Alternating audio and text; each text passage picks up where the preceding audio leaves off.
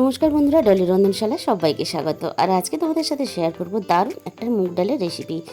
যে কোনো পুজোর অনুষ্ঠানে যে গরম ভাতের সাথে ডালটা আমরা সবাই খেতে পছন্দ করি, এইভাবে ডাল বানালে একদম পারফেক্ট সেই ডালেরই তোমরা স্বাদ পাবে। তাহলে আজকে রেসিপিটা দেখে নেওয়া যাক। এখানে আমি 150 গ্রাম পরিমাণ মুগের ডাল নিয়েছি।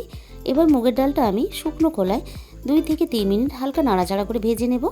ডাল কিন্তু আমি এখানে খুব কড়া করে ভাজবো না, ডাল থেকে সুন্দর গন্ধ বেরিয়ে এসেছে। এবারে আমি ডালটাকে নামিয়ে নেব। একটা বড় বাটির মধ্যে আমি ডালটা নামিয়ে নিয়েছি। এবারে ভালোভাবে জল দিয়ে পরিষ্কার করে ধুয়ে নেব। ডালটা আমার এখানে ধোয়া রেডি হয়ে গেছে। আগে থেকেই ডাল বানানোর জন্য আমি পরিমাণ মতো জল একেবারেই দিয়ে দিয়েছিলাম। জলটা উষ্ণ গরম হয়ে গেছে। এবারে আমি ডালটা দিয়ে দিলাম। ডালটা আমি খুব ভালোভাবে সিদ্ধ হতে দেব।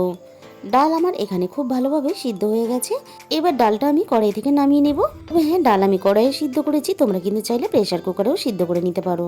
এবার কড়াইটা ধুয়ে খুব ভালোভাবে পরিষ্কার করে গরম করে নিয়ে প্রয়োজন মতো সর্ষের তেল আমি এখানে দিয়ে দিলাম।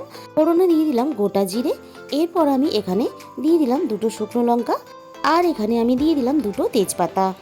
আমি একই সঙ্গে দিয়ে দেব 1 চামচ পরিমাণ আদা বাটা, আর সবশেষে আমি এখানে দিয়ে দিলাম 3টে চেরা কাঁচা লঙ্কা।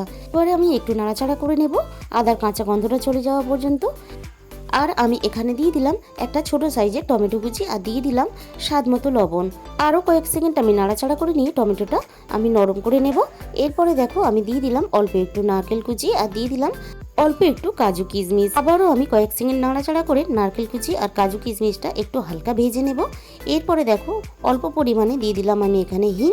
এরপরে আমি দিয়ে দিলাম 1/2 চামচ পরিমাণ হলুদ গুঁড়ো, আর দিয়ে দিলাম সুন্দর একটা কালার আসবে ডালে, তার জন্য কাশ্মীরি লঙ্কার গুঁড়ো, আর দিয়ে দিলাম স্বাদ মতো চিনি। এবারে খুব ভালোভাবে দেখো আমি একসাথে মশলা কষিয়ে নেব। মশলা আমার খুব ভালোভাবে কষানো হয়ে গেছে। এরপর সিদ্ধ করা ডালটা আমি ঢেলে দেব। মশলার সাথে ডালটা আমি নাড়াচাড়া করে খুব ভালোভাবে মিশিয়ে দেব।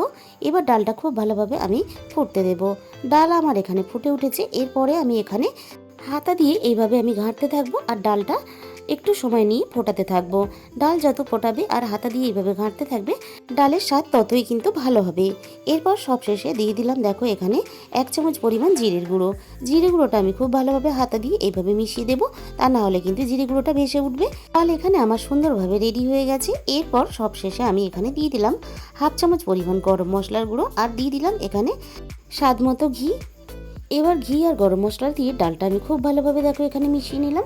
আমার কিন্তু নিরামিষ ডাল রেডি হয়ে গেছে। তাহলে বন্ধুরা, আজকের এই রেসিপিটা ভালো লাগে অবশ্যই ভিডিওতে একটা লাইক করো, আর নিজেদের বন্ধু আর পরিচিত মানুষজনের সাথে প্রচুর প্রচুর শেয়ার করো।